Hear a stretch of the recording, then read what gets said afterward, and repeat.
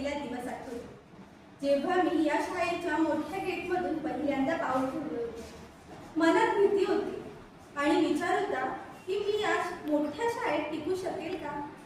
पण जेव्हा मला माझ्या वर्ग शिक्षकांचा आधार मिळाला, माझ्या वर्ग शिक्षकांबद्दल काय सांगायचं झालं तर त्या माझ्यासाठी केवळ एक शिक्षिका नाही, तर a lighthouse in a stormy sea आहे. ज्याप्रमाणे समुद्रात भरकटलेल्या जहाजाला दीपस्तंभ रस्ता दाखवतो, तसाच रस्ता त्यांनी मला या नवीन शाळेत दाखवला. या माझ्या आयुष्यातील the architect of my soul आहे, ज्यांनी माझ्या व्यक्तिमत्वाचा पाया रचला. या प्रवासात माझ्या मैत्रिणींनी दिलेली साथ मी कधीच विसरणार नाही.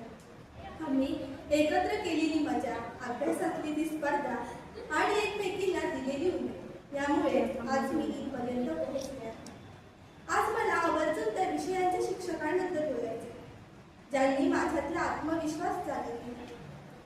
हौसले के तरकश में कोशिश का और तीर जिंदा रखो, हार जाओ चाहे जिंदगी में सब कुछ, मगर फिर से जीतने की उम्मीद रखो. ही उम्मीद मला बैरागी टीचर यांनी दिली. बैरागी टीचर इंग्रजी शिकवताना तुम्ही मला चोखाने प्रत्येक कार्यक्रमात भाग घेण्यासाठी प्रोत्साहन दिला, त्यामुळे मी आज व्यासपीठावर निर्भयपणे बोलू शकतो. मराठीच्या टीचरांनी आमचे पेपर इतक्या काटेकोरपणे तपासले की 10वीत एकही चूक नको अशी शिस्तच आम्हाला लागली. बिराजदार टीचरांनी हिंदी इतक्या गोड पद्धतीने शिकवली की प्रत्येक धडा आजही आम्हाला व्यवस्थित आठवतो. गणिताची भीती बांगर सरांनी पळवून लावली.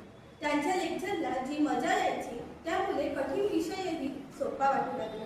आणि देसले सरांनी सायन्स सारखा गहन विषय आम्हाला इतक्या सोप्या पद्धतीत सांगितला, जसं एखादं छोटं मूल गोष्ट ऐकतं तसं त्यांच्या लेक्चरला आम्ही सायन्सच्या गोष्टी ऐकत होतो. प्रत्येक उपक्रमात तुम्ही दिलेली साथ माझ्यासाठी खूप मोलाची आहे. सांबरे टीचरांनी पीटीच्या तासाला तुम्ही दिलेली शिस्त हीच आमच्या यशाची पहिली पायरी आहे. आज जरी 9वीचं वर्ष संपत असलं तरी तुमच्या आठवणींचं पाऊल चिन्ह माझ्या मनात कायम असेल. ओ फूल ही क्या जिसमें खुशबू न हो, ओ फूल ही क्या जिसमें खुशबू न हो, ओ गुरु ही क्या जिसमें संस्कार न हो. शुक्रिया आपका जो हमें इस काबिल बनाया कि आज हम हर मुश्किल से लड़ने का दम रखते हैं. माझ्या या वर्षभराच्या प्रवासातील आठवणी आणि तुम्हा सर्व शिक्षकांच्या प्रती असलेली माझी कृतज्ञता मी एका कवितेच्या माध्यमातून मांडण्याचा प्रयत्न केला आहे. या कवितेच्या ओळी माझ्या कायमच काळजाच्या खूप जवळ आहेत. ती मोठी शाळा, ते मोठे गेट पाहून